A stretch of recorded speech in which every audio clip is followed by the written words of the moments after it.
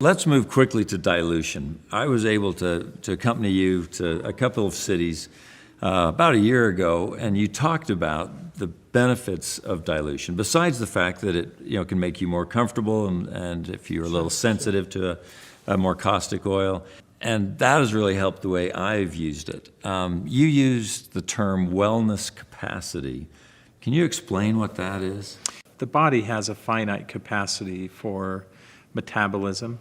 Anytime we introduce anything into the body, it doesn't matter whether it's food or essential oils, it could be anything that we introduce to the body, it is going to need to be metabolized. This is a concept that helps you understand that the body has a finite capacity associated with it. And we always need to work within the limits of that capacity. And so what I might use as an essential oil, whether I use it diluted or I use it undiluted, how much I use really does become this individualized process.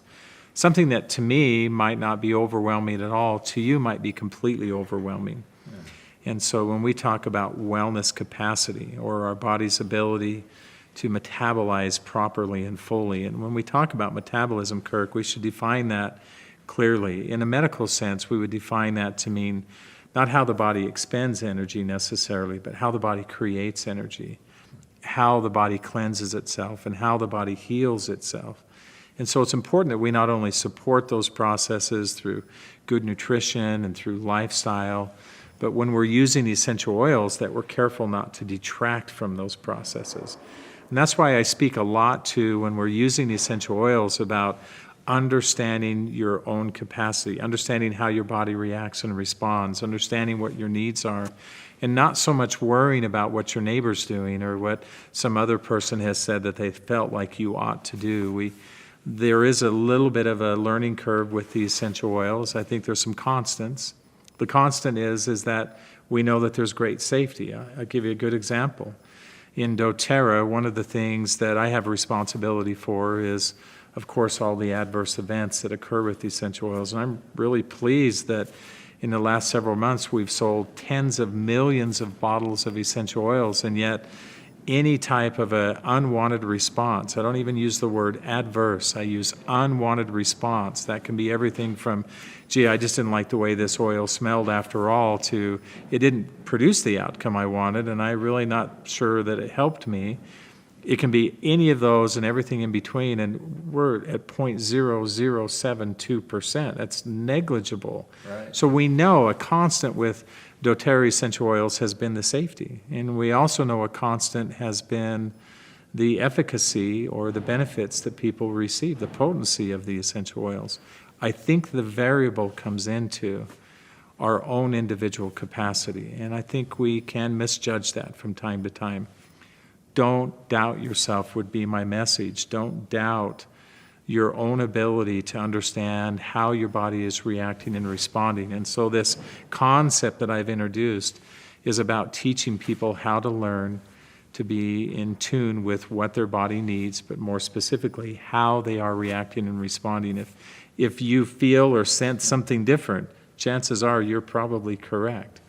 And you should pay attention to that, and you'll always work well within those limits, is what I found. There is this optimal range of usage of essential oils.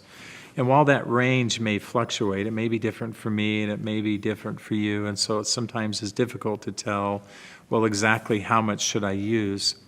I think this is on the coattails of that there's a proportional relationship with the benefits we receive and the amount of essential oil that we use. And so that initially I might use an amount of essential oil and the benefit I receive is proportional. But we know now from study and research of the essential oils that there's a crossover point where that relationship becomes a little bit disproportionate. And the more I use does not necessarily any longer mean the more benefit that I receive. And that as we cross over that threshold is what I mean by metabolic capacity. And as we cross over that threshold, now there's this opposite view that comes into effect, that the more I use does not necessarily mean the more benefit I'm going to receive. And in reality, I may use enough that no longer am I receiving benefit, or I am having some unwanted outcomes. So how do we determine where that optimal capacity is, right? What is the ideal amount for Kirk Jowers? What's the ideal amount for Dr. Hill?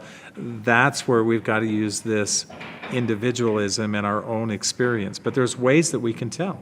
It's not working in the blind. Because my wife has pointed out this chart to me when, I start going through an entire tube of past tense on my forehead, and she says, that is too much. You are definitely on the wrong side of Dr. Hill's chart right now. Let's take past tense as an example. I might use past tense because I'm feeling a little irritated or I'm having some discomfort that has occurred.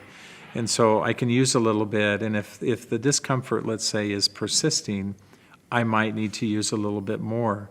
But there comes this point where, while I'm feeling good, and if your philosophy is like mine, sometimes if I'm feeling well, I feel like, well, then I could use more and I'll feel even better. Right. That may or may not be the case. And if we cross over that threshold, now we go from really feeling I felt well to now maybe I'm feeling a little bit irritated, I'm feeling a little bit agitated, and as I continue, then I might even start having some of those unwanted outcomes that I talked about earlier. So it's a threshold that we gauge not on a specific number, but a threshold that we gauge on my individual perception of how I'm feeling, depending on what it is that I'm trying to accomplish.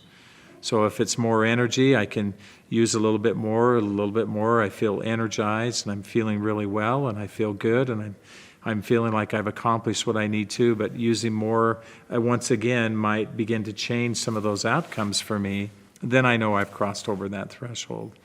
So it's going to be a variable that is a fairly constant thing, and while it sounds like it can become complex and difficult because, gosh, there's so many oils and there's so many ways to use the oils, in reality, it really isn't. There's this intuitive sense that comes with the oils, and I really encourage people to focus very heavily on that intuitive sense that they have.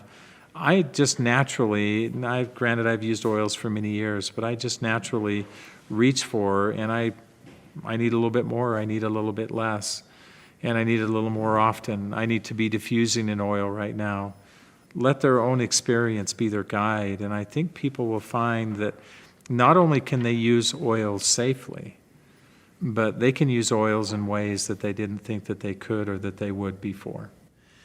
Thank you. I'd like to end with, we talked about dilution and the benefits and reasons for doing that. You've also talked about enhancement techniques where you really want to get kind of maximum benefit out of them. What are some of these techniques that you encourage people to try as they get more comfortable with the oil? Well, I'm actually glad you brought that up. One of the things that we could talk about is, let's go back to aromatic use. We know that a lot of the compounds that we experience are, not only are they volatile, but that we experience those very quickly, like a citrus oil. And that means if we apply an oil topically, we might be getting a lot of that aromatic benefit, but a lot of that might flash off. And so there's some things we can do if we're using the oils topically specifically that will enhance the amount of essential oil that we're able to utilize directly into the skin. So one would be to apply the oil with some type of a friction massage, just a light rubbing back and forth. We don't have to get in and work the tissues unless you really want to, but just something as simple as a friction massage. Applying the essential oil in a model of dilution keeps a lot of it from flashing off and holds it in suspension and holds it directly in those tissues for longer periods of time. Using some type of an occlusive dressing is another thing that we can do that once again prevents a lot of that flash off. So oils on the bottom of the feet, shoes and socks back on is a good way to take full advantage of the oils topically. And then one of the other things that I do from time to time, I don't know that it's appropriate in every single case, but something that people might consider doing is using some type of a heat with the essential oil. Now, you got to be a little bit careful here and use some common sense. Right. We don't want any scalding hot towels being thrown on anybody, unless, of course, you're really mad at your spouse, then maybe that might be what you consider doing. But just a warming heat pack or something else will also help. Stimulates blood flow, which, of course, stimulates greater absorption and capacity of the oil to be utilized in a more broad sense through the body. So there's some very simple and easy ways we can do to enhance almost any of the techniques that we'd like to use for the essential oils. Thanks as always. I always learn a lot getting to talk to you about the essential oils, and thank you for joining us on another episode of askdoTERRA.